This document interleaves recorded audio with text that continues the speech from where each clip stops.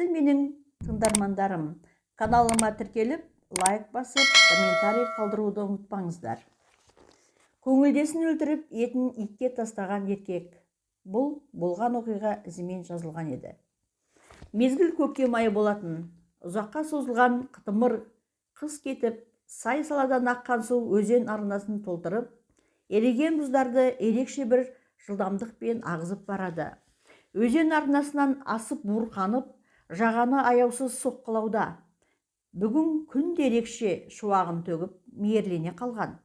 Шағын қалашықтың тұрғындары да келген көктеммен серпіліп, далаға шығып, көрші қолаң бір-бірімен қауқылдаса амандасып, бала біткен өзен жағасын бойлап жүгіруде. Кенет балалардың «Ананы қараңдар, ананы қараңдар!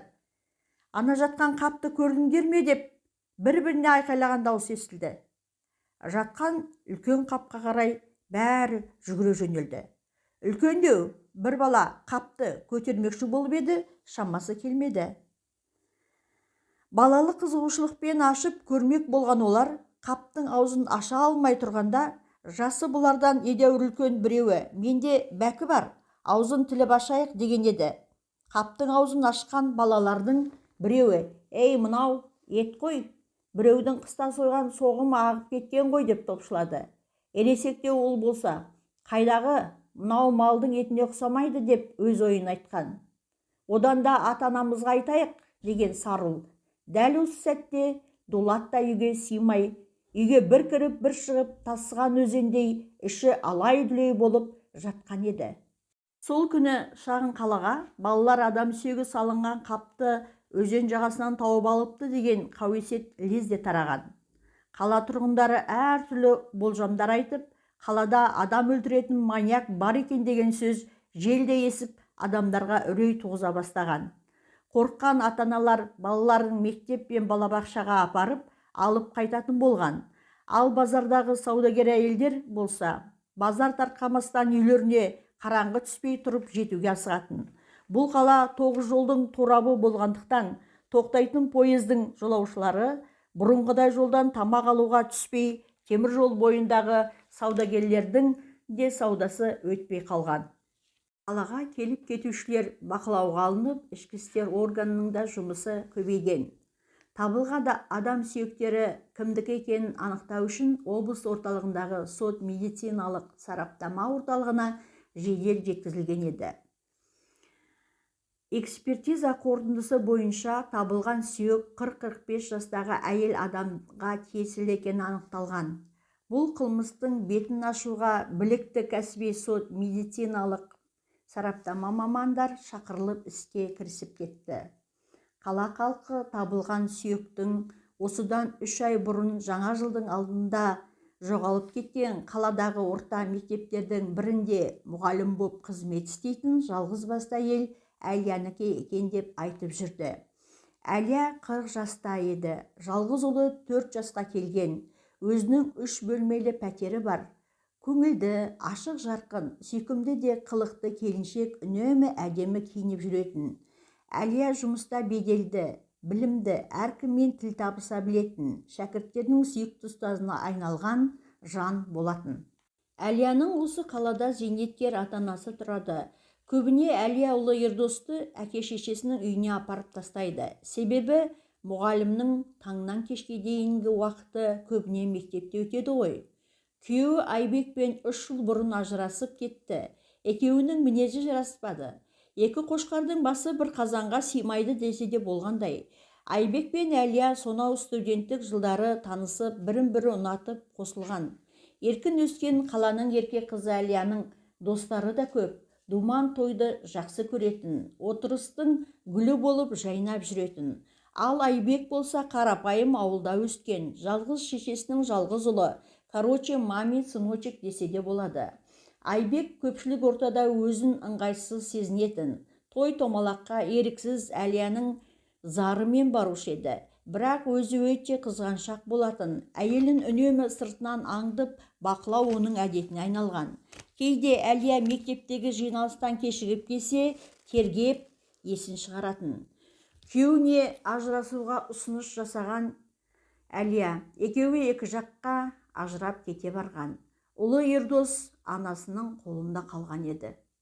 Жаңа жылға санаулы күндер қалды. Қала халқы мерекеге ерекше даярлыққа кірісіп те кеткен.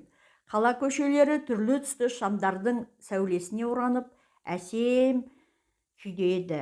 Әлия да жаңа жыл мерекесін қатты жақсы көретін.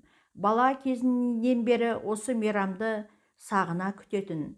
Бейшара әйел, бұл оның соңғы жаңа жыл екенін білмеді-ау. Осы мейрамды Дулатпен өткізем дегенде Әлияның жүрегі дүрсілдей соққан. Өзі сезбесе де жүрегі сезген екен-ау бір бәленің боларын. Дулат Әлия мен қоңыр күздің бір күнінде аяқ асты танысқан. Ол кезде Дулат Сағира мен ажырасып, әке-шешесімен бірге тұрып жатқан. Әйелі Сағира әке-шешесін жақтырмай, жеке шығайық деп құлағының құрыш етін жеумен болатын. Дулаттың әке-шешесі намазхан жандар еді. Ешкімге қиянаты жоқ, артық сөздері жоқ. Момын, көрші қолаң, туған туысқа қадірлі, тіпті осы қаланың барлығы сыйлайтын. Сөйтіп жүргенде өмірге тұңғыштары Ибрахим келген. Әке-шешесі немересіне той жасап, естері шыға қуанған. Мешітте азан шақырып, атын Ибрахим деп қойған. Дулат өмірі аузына арақ деген бәлені алып көрмеген жан еді. Әйелі кеткен соң іштегі күйігін басу үшін жұмыстағы достарымен 100 грамдатып жүріп, арақ деген әзәзілдің құрығына қалай ілінгенін де байқамай қалды. Дулат жалпы көрікті, екі адам мінгендей ұзын бойлы, бұйра шашты, көрген жан бұрылып қарайтындай жігіт еді. Кезінде әскери борышын қиыр шығыста өтеп келген, құрылыс техникумын бітірген. Бірде достары Дима Владпен бірігіп қатты ішіп үйіне келгенде әкесі оған қатты ұрысты. Ал анасы болса, арақ сенің түбіңе жетеді, осы харам суға неге үйір боп кеттің деп зар жылаған. Дулат енді ішпеймін деген іштей. Дулат ол кезде қалалық жылу бөлімінде мастер болып қызмет істейтін.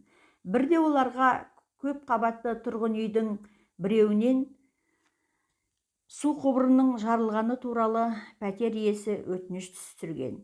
Негізі ол күні Диманың кезегі болатын, бірақ Дима жұмысқа кешіккен соң бастығы ол жерге Дулатты жіберген еді. Сол күні Дима барғанда осылай болмаста еді. Алдыңда не күтіп тұрғанын адам баласы білмейді-ау. Ол келіп пәтердің қоңырауын басқанда есікті сүйкімді келіншек ашқан. Адамды өзіне тартып тұратын сиқыры бардай, Дулат келіншекке білдірмей қарай берген. Аппақ жұмыр сандары жібек қалатынан жарқырап көзін тарта түскен. Үйі жинақы, талғаммен орналасқан әр зат келіншектің өзіндей. Төргедегі жылу құбыры жарылған екен.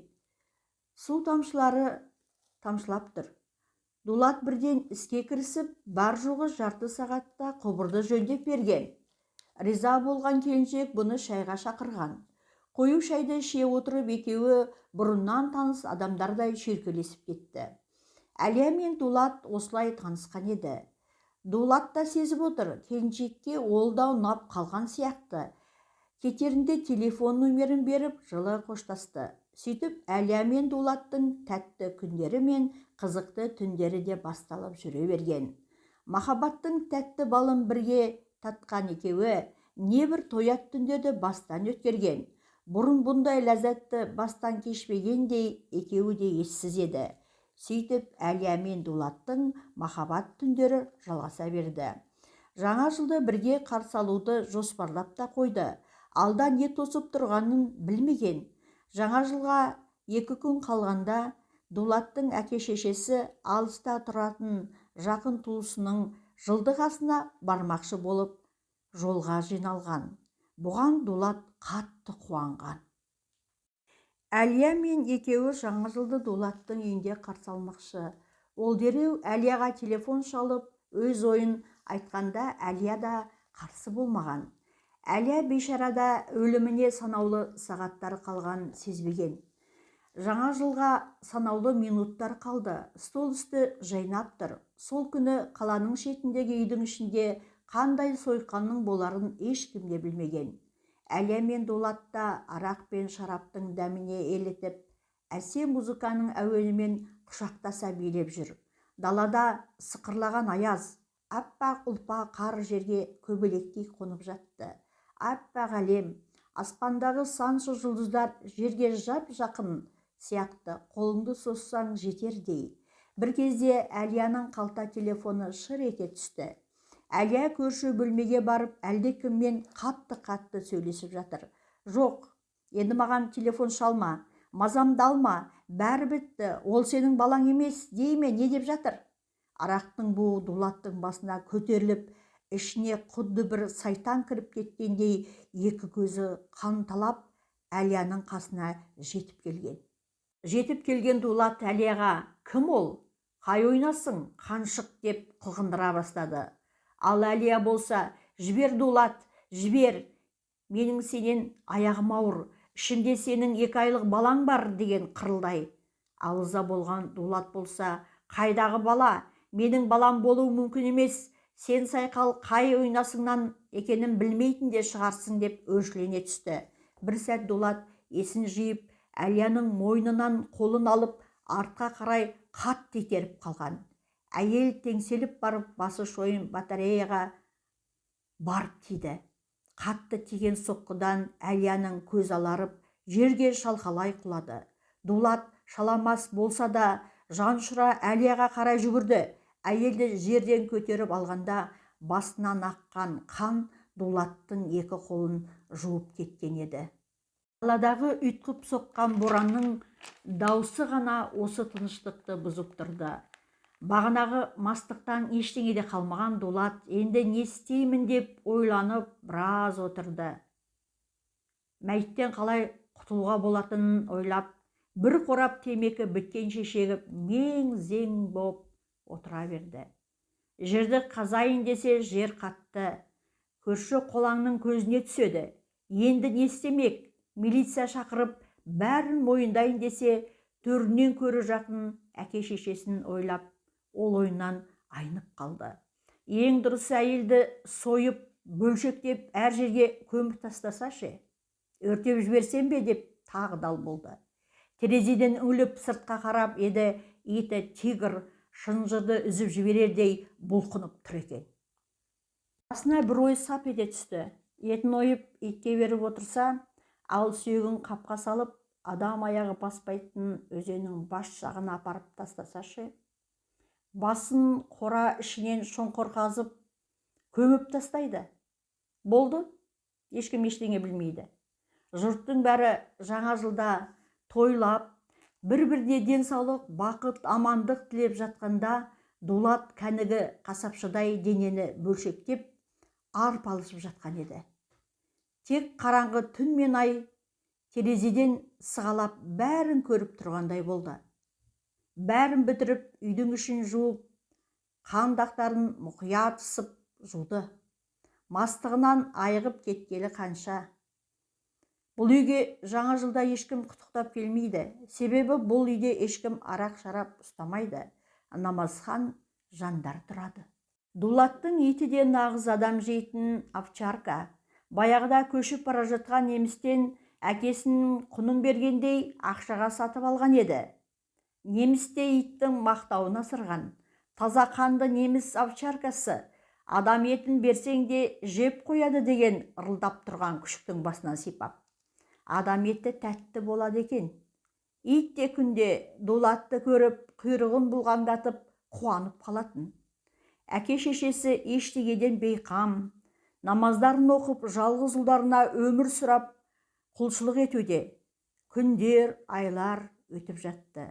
Дулат сол жаңа жыл мерекесінен кейін жұмыстан өз еркімен шығып кетті. Де көктемге қарай әйелі Сағира телефон соққан. 3 айдың алиментін төлеуді ұмыттың ба? Деп шәңкілдеген еді. Шәңкілдебей қатын, өліп қалған жоқпын, салып жіберем деген. Есіне тығып тастаған Әлияның құндыз ішігі мен алтындары түсе кеткен. Базарда бір таныс келіншекті білетін, соған апарып сатқызса, ақшасын ана қатынға салып аузын жаппаса болмас. Ол да бір көкпет қадалған жерінен қан алады, иттің ғана баласы деп бір сабап қойды. Түстен кейін Дулат машинесіне отырып базардағы әйел Үмітке келген. Ақыңды жемеймін, мына сақинаны еңбегіңе ал деген. Қызыл рубин тасты алтын сақинаны келіншектің қалтасына салып. Риза болған Үміт басын шұлғып қала берген. Құндыз ішік пен алтын алқаны сатып алған келіншек Рая да қуанып кеткен, арзанға алғанына риза болған. Көктем болса да әлі адамдар қыстық киімін тастай қоймаған. Шығыстың қысы ұзағынан болады. Рая да құндыз ішікті ел көрсін дегендей киіп алды. Қыс бойы құндыз ішік киген қатындарға қызығып қараушы еді. Қуанышы ішіне сыймай көшеге де киіп шығып келген. Елдің бәрі кигенде бұл неге кимейді? Ана бұлжыраған күйеуіне қараса, өмірі кимей кетер. Сәтін салып арзанға алды әлгі Үміттен. Біраз күннен кейін көрші келіншек баласының туған күніне шақырған. Рая құндыз ішігі мен жүрек пішінді кулоны бар алтын алқасын тағып барған еді. Сол отырысқа елден кем ба? Көрші тұратын мұғалім әйел оған қайта қарай берген. Құндыз ішікті киіп жатқанын көріп, тіпті көзі бақырайып тұрып қалған. Қайдан сатып алдың деген. Базардан Үміттен арзанға алдым деген Рая. Еш күмәнсіз мына алқаны да алдым деп мақтана көрсеткен. Тура бізде жұмыс істеген Әлиянікінде екен деп күмілжіп, жүрекше кулонды алқасын көргенде жүрегі қысып кеткендей, тура алмайды, дәл өзі деп күбірлей берген еді Әлияның әріптесі. Кейіннен милиция бөлімшесіне Раяны шақырғанда, Раяға жаңа жылдың алдындағы корпоративте түскен Әлияның бір топ әріптестермен түскен фотосын көрсеткен. Әлия үстіне тура бұның ішігінде ішік киіп алыпты. Ішіктің түймелері салынбаған. Мойнындағы жүрек пішінді кулонды алқасы анық көрініп тұр. Өмірге риза, әдемі келіншек жымиып қасындағы құрбысын құшақтап тұр екен. Рая бәрін айтпай түсінген. Әлия жоғалғанда оған іздеу жарияланған. Барлық таныс достарын бірнеше рет тергеуге шақырылып түсінік алынған еді. Бұл тізімде тек Дулат жоқ еді. Себебі олар өздерінің қарым-қатынасын құпия ұстаған. Әріптестері Әлияның жеңіл жүрісті әйел болғанынан мүлде бейхабар еді. Дулат тұтқындалды. Ал оның кәрі әке-шешесі ел бетіне қарай алмай басқа жаққа көшуге мәжбүр болған.